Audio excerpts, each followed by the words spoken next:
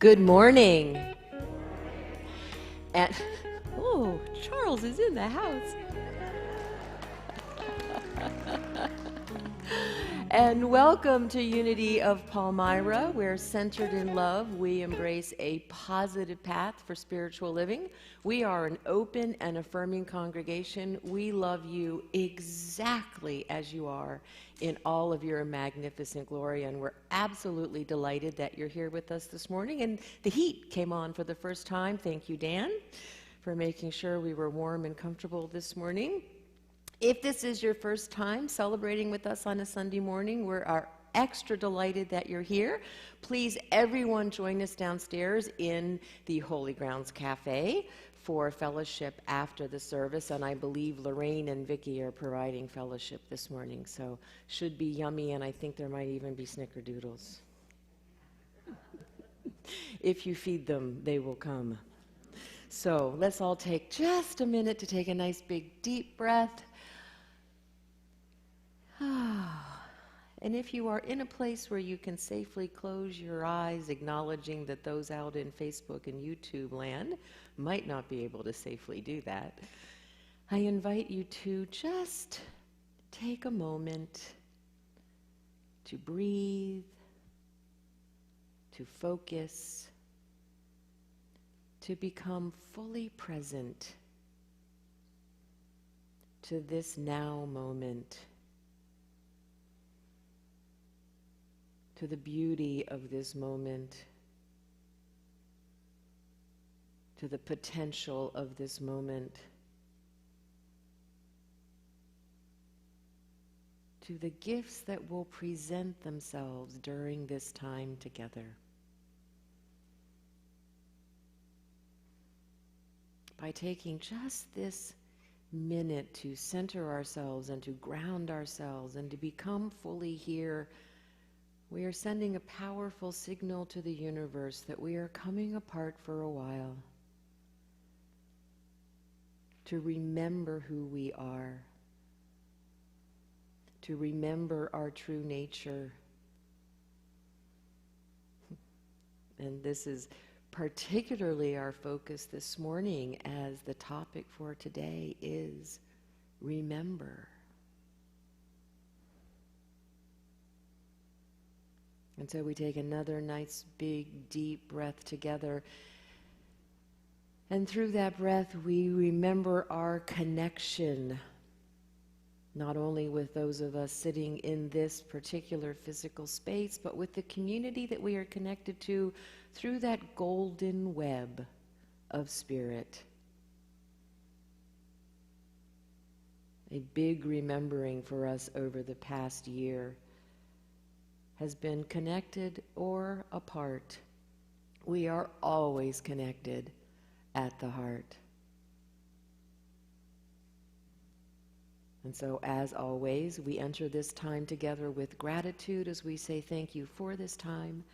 Thank you for whatever place you are in right now. And most especially, thank you for one another. And so it is. Amen. So this morning we're in week 6 of our series based on Wayne Muller's book, How Then Shall We Live? And it's interesting because one of the topics, one of his subheadings for this morning is all about being grateful, which we always spend an entire Sunday on in November. So you're going to get a double dose of gratitude this fall. So let's start with that by standing and singing Grateful.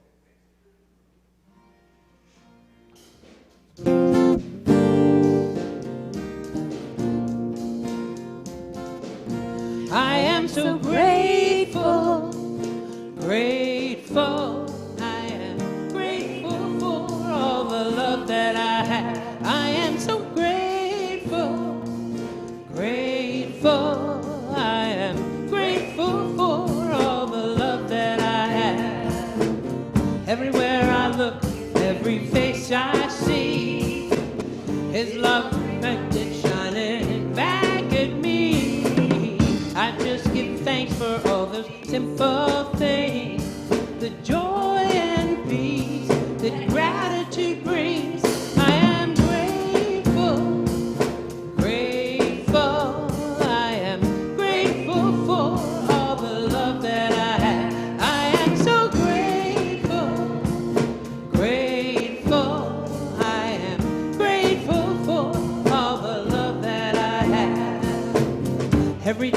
wake before I open my eyes.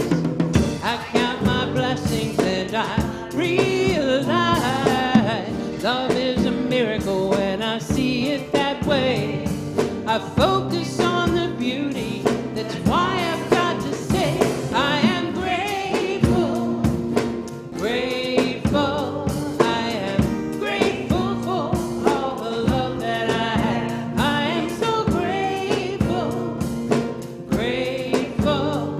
I am grateful for all the love that I have.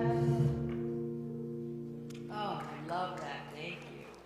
Let's, in that spirit of being grateful and seeing the beauty in everyone and everything, let's share in our vision together.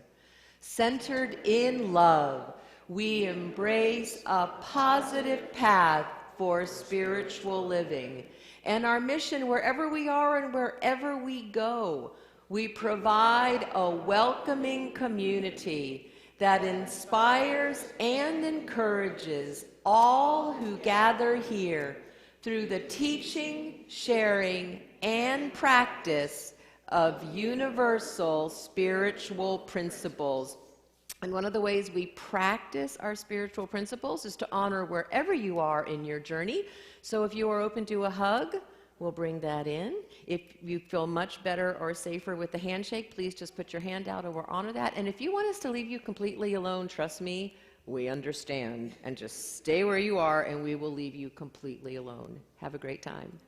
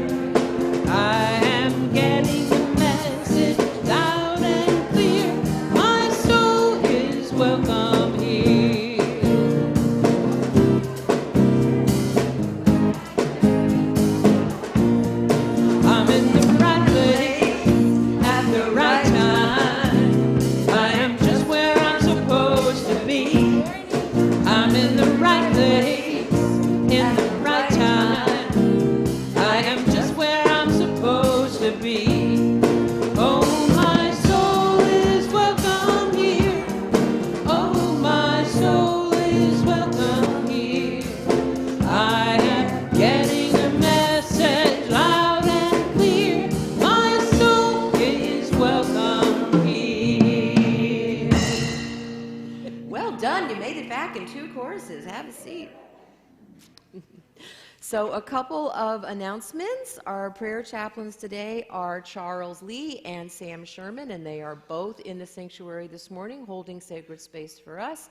And we'll be over on that wall of the sanctuary after the service today for anyone who would like one-on-one prayer. And yeah, we're adding Sean Clifford to the prayer list this morning. And James Franklin, yes, thank you. The social activism team is meeting today immediately following the service in the building and via Zoom. I am having a leadership training this Saturday, October 30th, from 9:30 to 4:30. It is the board training that I created when I was the Director of Peacemaking for Unity Worldwide Ministries. So it is an 8-hour comprehensive board training that we are opening to everyone. So the entire council will be there. If you are interested in any future participation in leadership here, you are invited to join us. If you're just curious about what it takes to to lead a not-for-profit religious 501c3 organization. It is exciting, guys. Come on. I would invite you to attend. There is no cost for this. We're offering this as a service to the community, and if you are interested, please contact me directly. There is a manual that we have to prepare for you, so I do need to know if you're coming. We thought it would be fun next Sunday, since it is Halloween. If you would like to wear a costume, please feel free. Maybe we'll even come up with a prize for best costume or some such fun, so please feel free to do that. There are some sign-ups downstairs. The first Christmas class starts on Wednesday evening, November 3rd, and the sign-up for that has moved to the table outside of Holy Grounds. And we also are being very proactive this year. We already have out the sign-ups for the Thanksgiving Love Feast. That is, we could not do last year, but we are doing it this year. Yay, it's back. So that is, for those of you who are not familiar, the Sunday before Thanksgiving. We always have a big Thanksgiving dinner, a traditional love feast, and it is a whole lot of food and a whole lot of fun. It is a potluck, and we do thank you to Lori Stauffer, our previous social team leader. We actually have a very systematic sign up, so you're signing up for a specific food item, and that's so we don't end up with 1 corn and 12 mashed potatoes. Not that I would mind that, but so those sign-up sheets are downstairs outside of Holy Grounds. Now, at this point, I would like to invite up our council, our newly elected council for 2021-2022. Come on up front.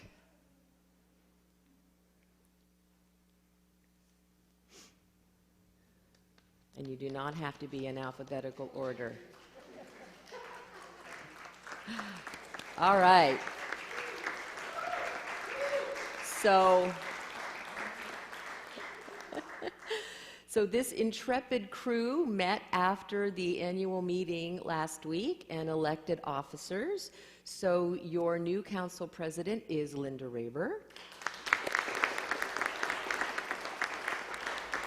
Heretofore known as Queen Linda of Yardsalia, but now we're going to have to come up with something new, and I threatened to put that on her name tag. But Gwen Ward is our new vice president. Stephanie Dabrowski is our new secretary. Gwen is really happy about that. And Linda Longenecker is our treasurer. Steve Gingrich is our new member at large, although he has an unofficial title of assistant treasurer, which makes Linda Longenecker really happy.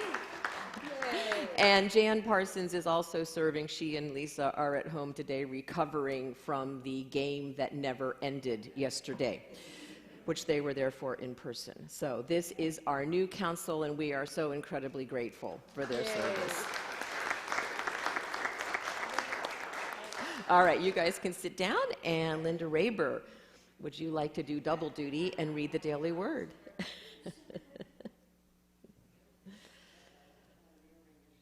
Uh-oh. Good morning again, everybody. Our word for today is passion. My purpose fuels my passion. Purpose sets my heart aflame with passion. Each day I awaken ready to answer the call of my heart, to give my best efforts and fullest attention to purposeful activity. Passion is the energy I bring to everything I do. I discover the glory of God through passion. As I do the things that make me feel the most alive, that fill me with energy and zeal and color the world with hope and promise, I recognize the divine presence behind it all. God is the source of all the passion I feel and the purpose that drives me. My passion is not for me alone. The life energy that radiates from me inspires those around me to live a life full of purpose and passion. to boldly express their divinity as only they can. From 1 Peter chapter 4, verse 11, whoever speaks must do so as one speaking the very words of God. Whoever serves must do so with the strength that God supplies. I am home, my family is here. I feel loved by the ones I hold so dear. And when my family needs me, I promise to be there. And when I need my family, I'm lifted up in prayer. So this is the time of our service where we come together consciously in prayer. We recognize in unity that every thought, every word, every action, when aligned with our true nature, is prayer. But at this point in the service, we consciously and mindfully enter into that time of remembering, of integration, of body, mind, and spirit. And we do it as community.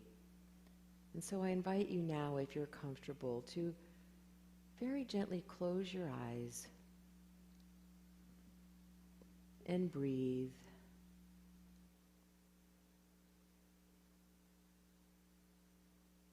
And we begin this morning by acknowledging that there are members of our community who have experienced loss this week. Loss of a loved one. In some cases it was an expected loss, in others it was very sudden. And yet the grief is real and deep and profound, no matter the circumstance. And so as community, we surround our beloved members with our comfort, with our understanding of this particular form of sadness.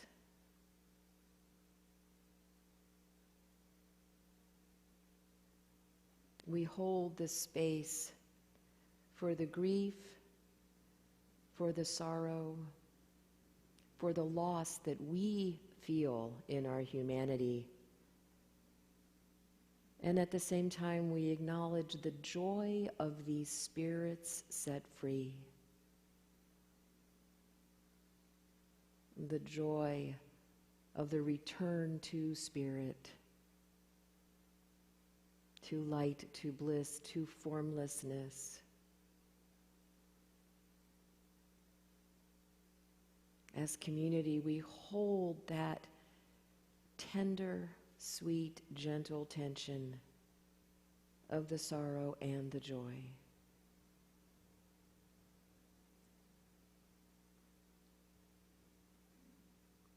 And in this same space, we invite anyone who has experienced loss or a challenge or a struggle this week, whether it be physical or emotional or mental. This is a safe space to feel whatever it is you're feeling, to experience whatever it is you are experiencing. For as we sing every week, your soul is indeed welcome here, in all of its wonderfulness, in its wholeness, in its incredible complexity.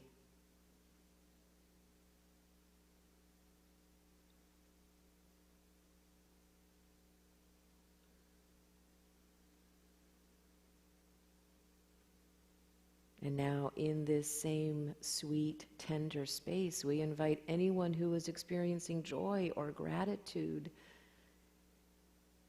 to share that energy with us too.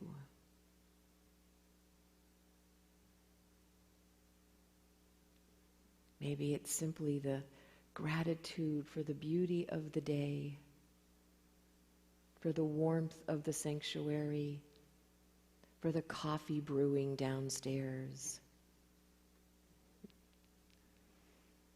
for the simple gifts that can bring us such pleasure.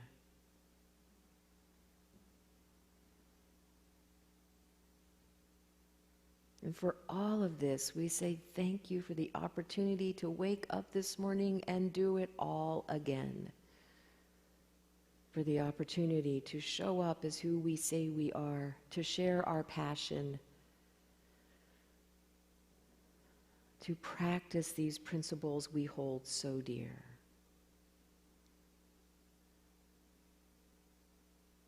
And so it is.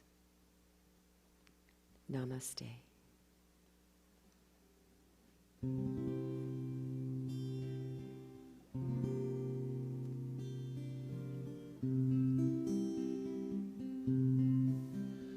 The God in me beholds the God in you. Namaste. The God in me beholds the God in you. Namaste. You are beautiful. You are whole. You are beautiful. You are whole.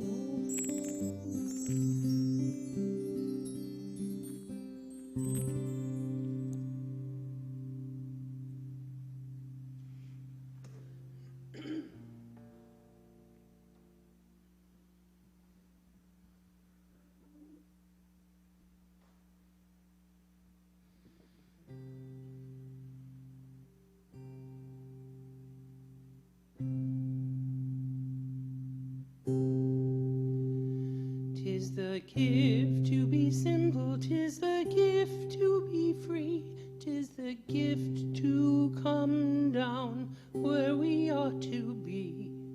And when we find ourselves in the place just right, 'twill be in the valley of love and delight. When true simplicity is gained, to bow and to bend, we will not be ashamed. To turn will be our delight, and by turning, we come out right. 'Tis the gift to be simple, 'tis the gift to be free, 'tis the gift to come down where we ought to be. And when we find ourselves in the place just right, 'twill be in the valley of love and delight.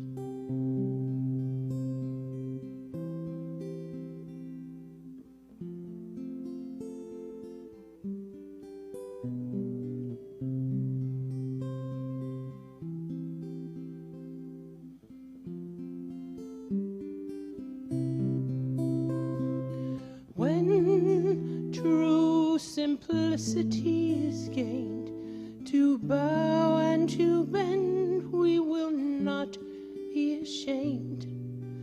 To turn will be our delight, and by turning, we all come round right.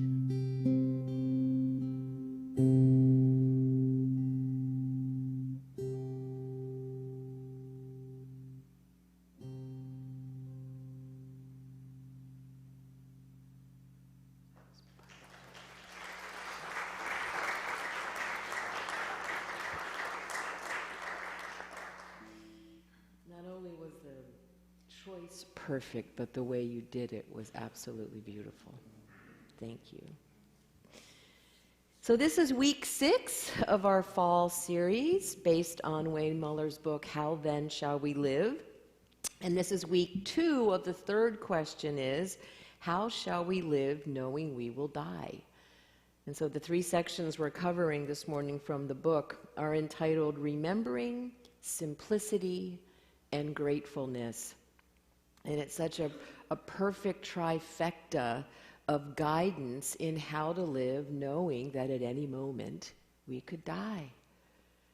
One of the exercises in the book that the small groups participated in last week was one where you go through your day saying, today I could die.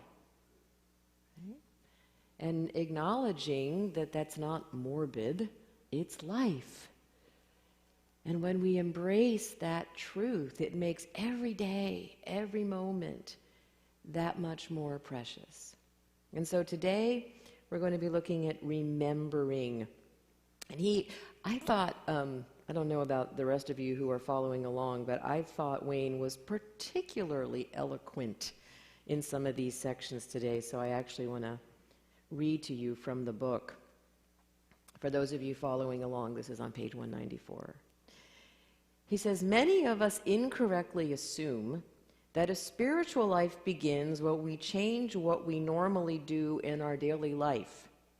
We feel we must change our job, our living situation, our relationship, our address, our diet, or our clothes before we can truly begin a spiritual practice. And yet it is not the act, but the awareness, the vitality, and the kindness we bring to our work that allows it to become sacred. Yet many of the saints and sages of the earth have advised that too much religion can impede true spirituality. Can anyone relate to that? Throw away sacredness and wisdom, counsels Lao Tzu, who was the founder of Taoism, and people will be 100 times happier. The heart of a full, rich spiritual life is driven less by what we do than by how we do it. The implied tension between things that are religious and those that are secular is often harmful and inaccurate. Our actions at work, our decisions about our children and our lovers, our choice of vocation, our use of time, our ability to respond with wisdom and kindness, our every act is an integral part of our spiritual practice, our way of walking on the earth. It is not the nature of the task, said Martin Buber, but its consecration that is the vital thing. And then kind of jumping around a little bit in this section, he says, the true measure of a daily practice is that the practice itself is joyful, loving, and gentle. We need not be obsessed with whether or not we are doing the right spiritual thing that will make us spiritual. We are already spiritual. Cooking can be spiritual, especially when someone is doing it for us. Working can be spiritual. Gardening, driving, answering the phone, making love, cleaning out the refrigerator, which I'm sorry, that's a real stretch, but I'm going to go with them here, can all be spiritual activities. It is our belief that they are not that brings us a sense of separateness from ourselves. You know, this reminded me of Brother Lawrence, the Carmelite brother monk that many of us have heard about. He's the kitchen monk who wrote this beautiful Practicing the Presence of God. And actually, he didn't write it. I thought he wrote it, but when I was doing some research for today, it was actually the brothers that remained after he passed were so impressed with his wisdom, his simple, powerful, profound wisdom, that after he died, they gathered all of his materials together and published this book. He didn't. He didn't think that he was that wise, and yet he was so brilliant in his simplicity. So he was the one that found God washing the pots and pans in the kitchen. And I love this quote, Lord of all pots and pans and things, Make me a saint by getting meals and washing up the plates. Which reminded me of a Zen koan. Before enlightenment, chop wood, carry water. After enlightenment, chop wood, carry water. That's right. So back to Muller. He says, our words, thoughts, and actions are our prayers. Our moments in the company of others are our church. Our time alone is our meditation. We are at this very moment engaged in the most exquisite of spiritual practices, the art of being fully, passionately alive. So back to Brother Lawrence, when I always like to Google to verify quotes, because, as you've heard me say before, Abraham Lincoln warns us not to believe everything we read on the internet. And so I like to verify, did this person actually say this, right? Because something can get shared so much that we assume that it has veracity, but it may not. But it turns out Brother Lawrence actually did say most of the things that were attributed to him.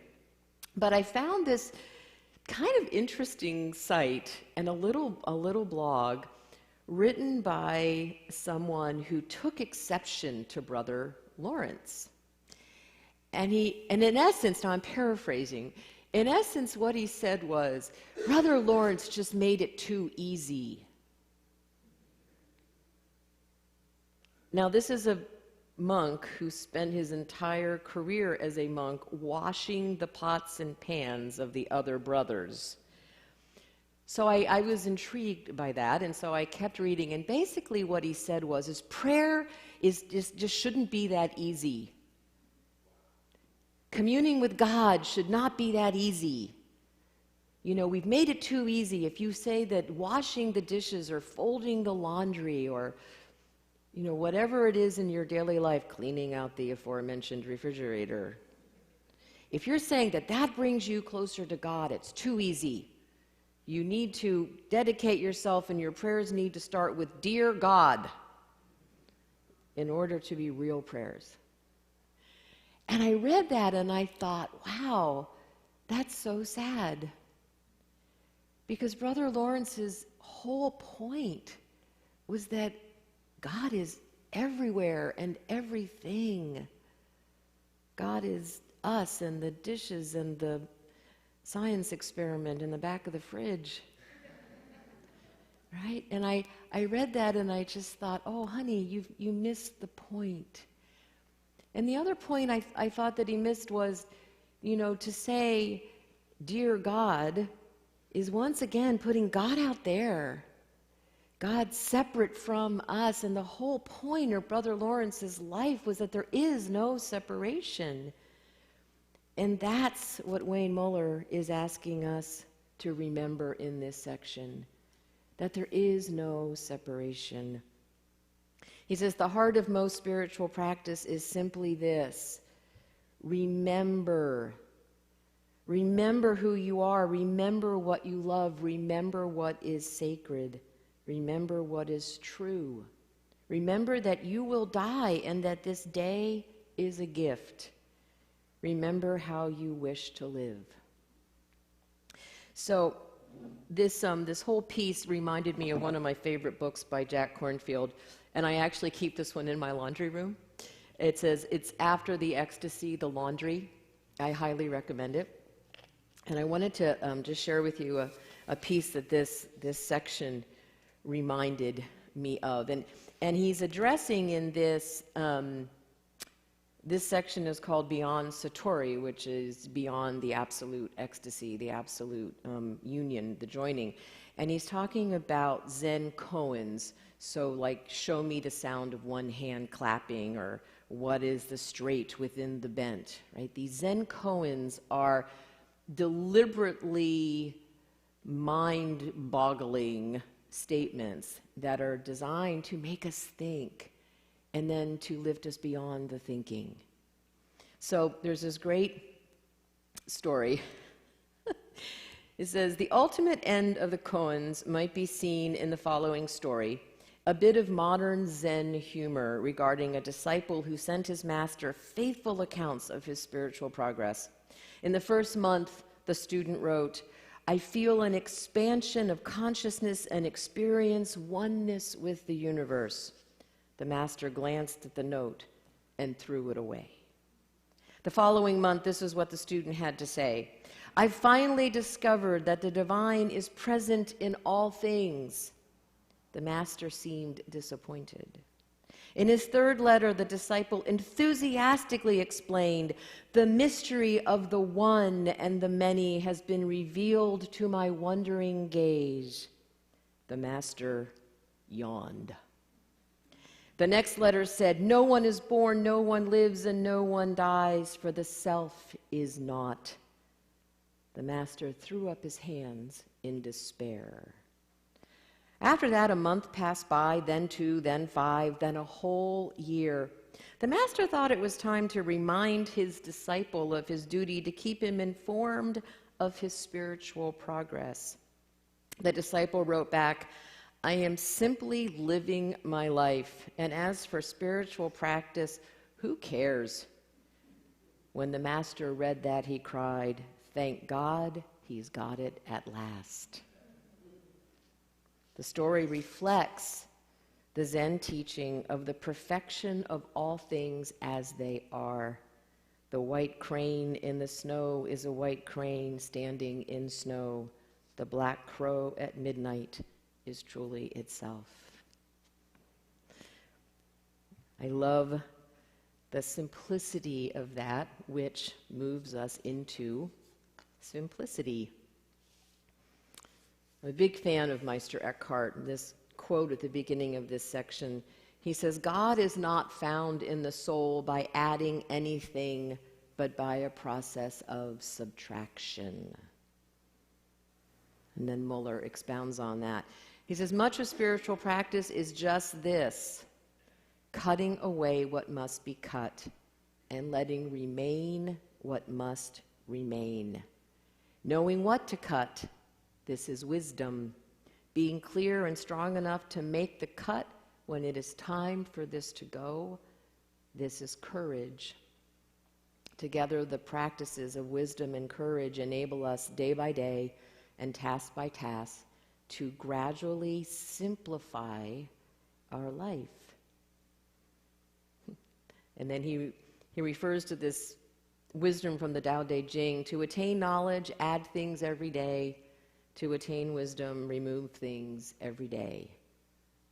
That reminded me of the other ancient wisdom. Knowledge is knowing that the tomato is a fruit. Wisdom is not putting it in a fruit salad. He says, "When our days are complicated and fast, things get lost. All too often, it can be precious things that get lost. A sunset, a walk, a gentle word, an opportunity to be kind, the touch of grass on bare feet, the smell of lilac, a cup of tea by the fire, an embrace. Our lives have become so full and become so busy that we forget to just stop and breathe. Look at the sunset. Pull over and watch the geese by the side of the road. Read one more story, Fifi, just one more story. And to say, yes, let's read one more story, even though it's a story we've read 100 jillion times before. To embrace that innocence of childhood, that innocence of beginner's mind, to be willing to simplify, simplify, simplify. There's a story about FDR that he had been requested to send a letter, and he had jotted it off and sent it off, and it was about 3 pages long. And at the bottom of the letter, he said, "I apologize for the length. If I'd had more time, it would have been shorter." Right? And I think that's such a great metaphor for sometimes simplifying takes time. And time is one of the gifts that we get when we simplify. It's a paradox. isn't it? When we put energy into simplifying, the return on that is more time and more energy. Less human doing and more human being. And then he ends up with gratefulness. And we aren't going to spend a whole lot of time on gratefulness because, as I said, next month we'll spend our traditional entire day on gratefulness. But I did want to just touch on it. And then he quoted Pema Chodron, who is one of my heroes, always ends up on my heroes list. So I had to share that. I had to see if I can find that here. Here it is, from the bottom of page 221. She says, joy has to do with seeing how big, how completely unobstructed, and how precious things are. Resenting what happens to you and complaining about your life are like refusing to smell the wild roses when you go for a morning walk, or like being so blind that you don't see a huge black raven when it lands in the tree that you're sitting over. We can get so caught up in our own personal pain or worries that we don't notice that the wind has come up, or that somebody has put flowers on the dining room table, or when we walked out in the morning, the flags weren't up, and when we came back, they were flying. Resentment, bitterness, and holding a grudge can prevent us from seeing and hearing and tasting and delighting.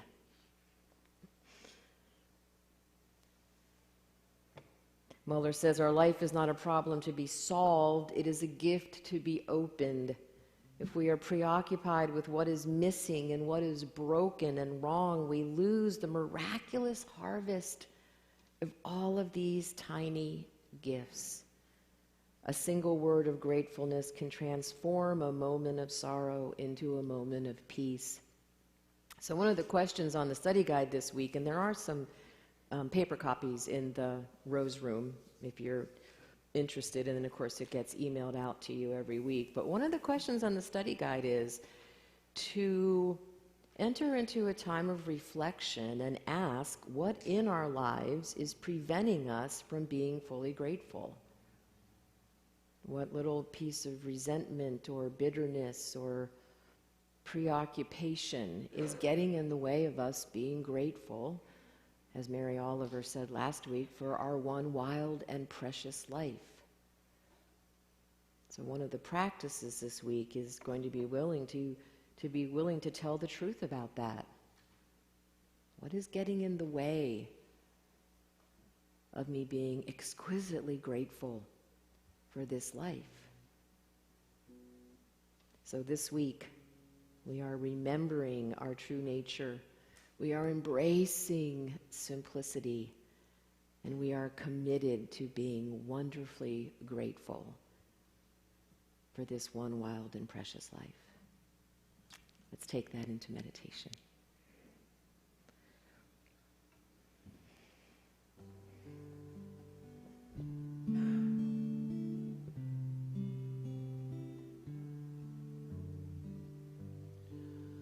Why have you come to earth? Do you remember?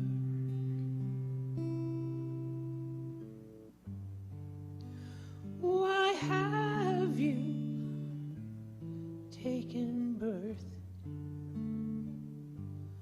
Why have you come to love, to serve and remember, to love, to serve and remember.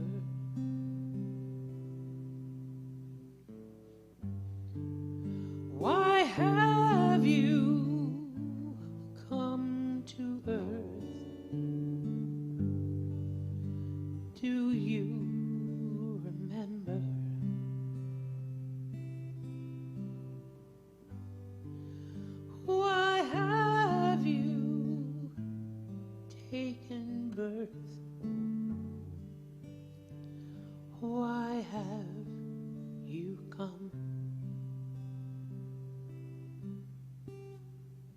to love,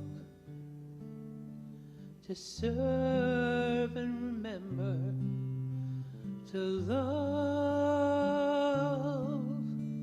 to serve and remember, to love,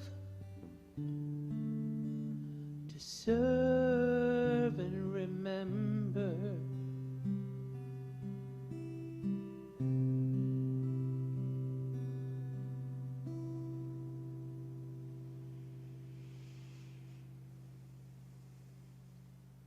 And so we breathe together,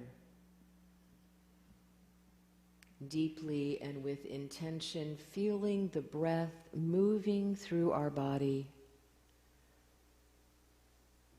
nourishing every cell, healing every wound, calming our mind, relaxing our body,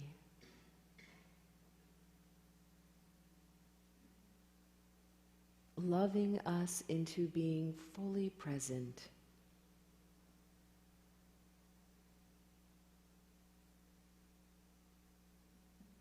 As we remember today and every day the truth of who we are,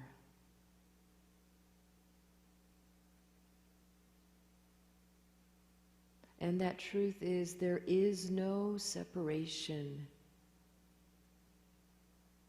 between heart and mind, between body and spirit, between our humanity and our divinity,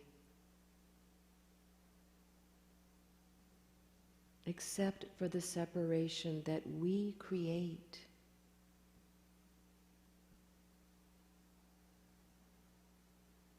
And because it is a construct of our own making,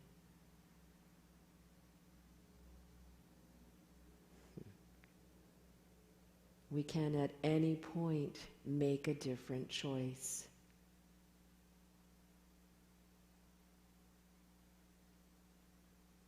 We can choose to see that we are one.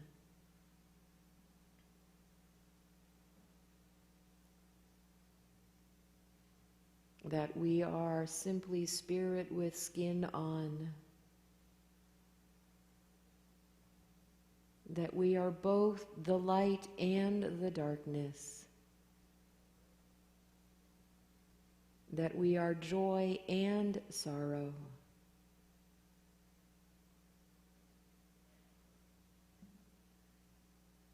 That we are wonderfully human and exquisitely divine.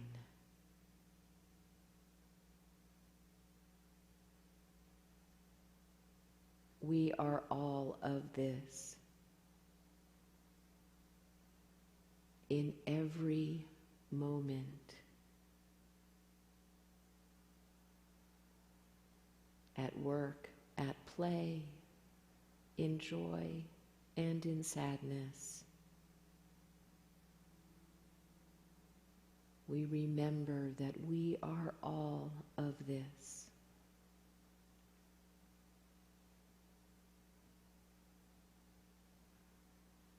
And in that remembering, we become willing to see the beauty of simplicity.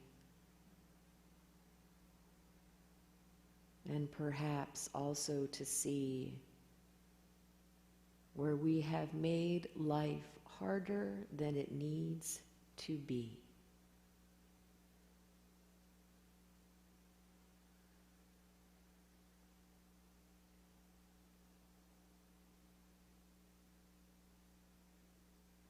And so with gratitude for this one wild and precious life,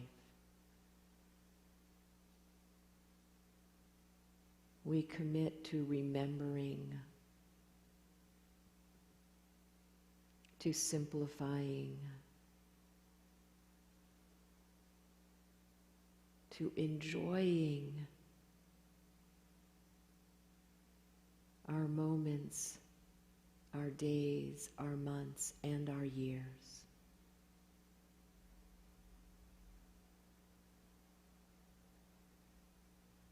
We embrace the knowledge that at any point we may leave this physical plane. And we do so with a sense of possibility and expectation and gratitude.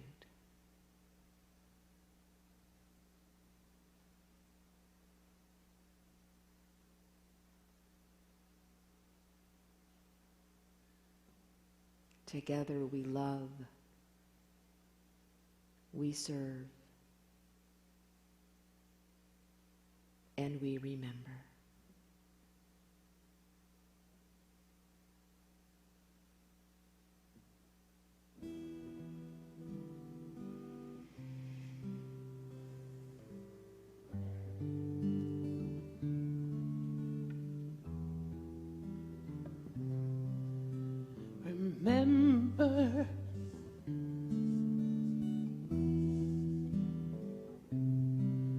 Remember,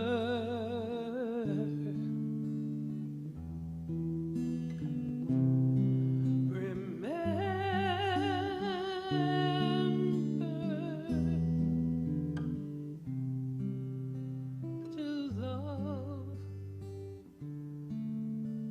to serve, and remember.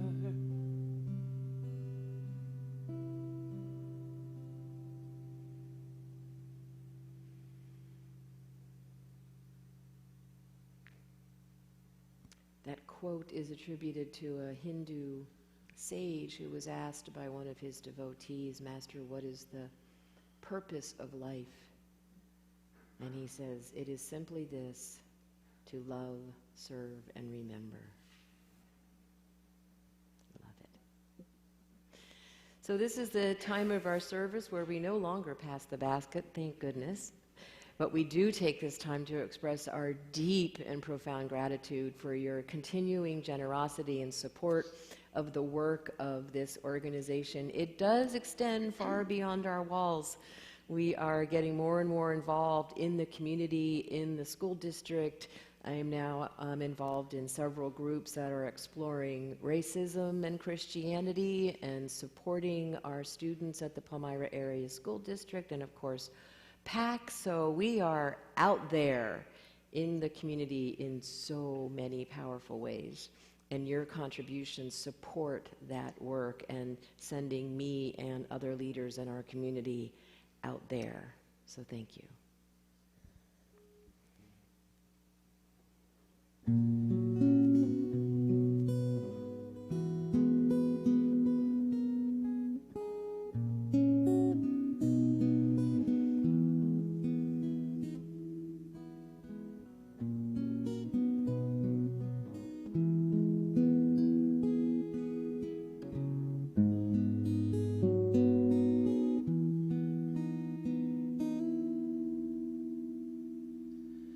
In this world, there's a whole lot of trouble. In this world, there's a whole lot of pain. In this world, there's a whole lot of trouble, but a whole lot of ground to gain. Why take when you could be given? Why watch as the world goes by? It's a hard enough life to be living. Why walk when you can fly?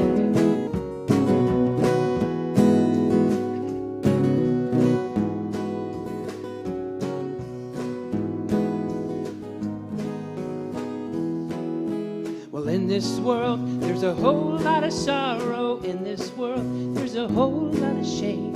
In this world, there's a whole lot of sorrow and a whole lot of ground to gain.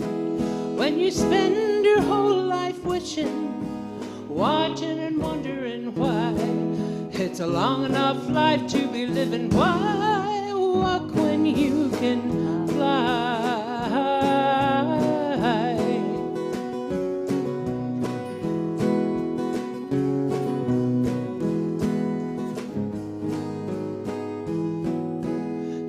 this world, there's a whole lot of gold, and in this world, there's a whole lot of plain.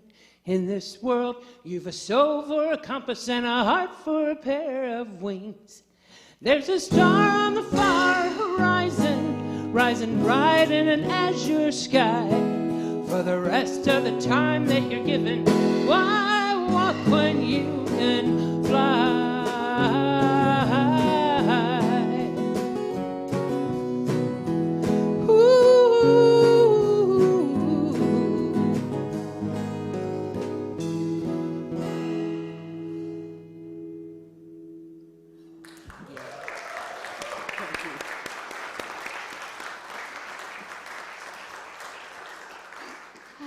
So before our unity blessing, let's have our council back up here so that we can focus that blessing on them this morning. Come on, Unity Council. This is the shyest Unity Council I think we've ever had. All right, let's stand together now and share in our unity blessing with extra lovies for this incredible team of leaders. Together, we love you, we bless you, we appreciate you, and we behold the Christ in each and every one of you. Yes, we do. Thank you. All right, you can sit down now if you want. And now let's share in the peace song.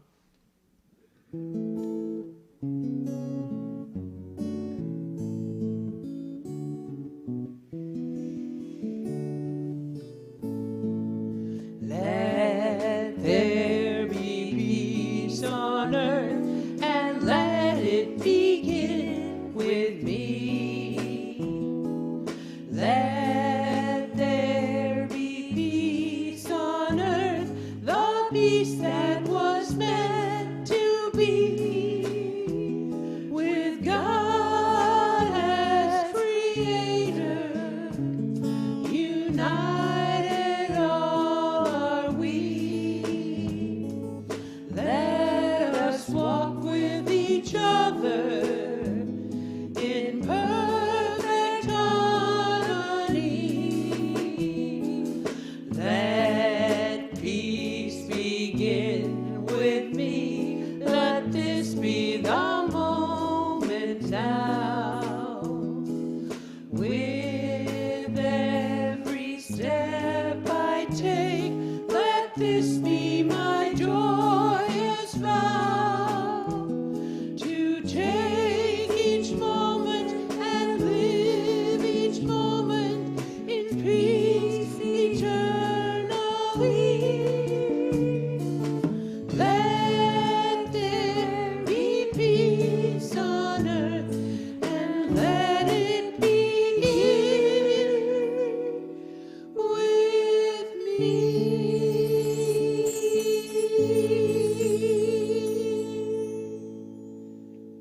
The light of God surrounds us. The love of God enfolds us. The power of God protects us. The presence of God watches over us. Wherever we are, God is. And wherever God is, all is well. Amen. Go forth this week and remember how magnificent you are in all of your glory. And join us downstairs for fellowship and wear a costume next week. Bye-bye, Facebook and YouTube land. We love you.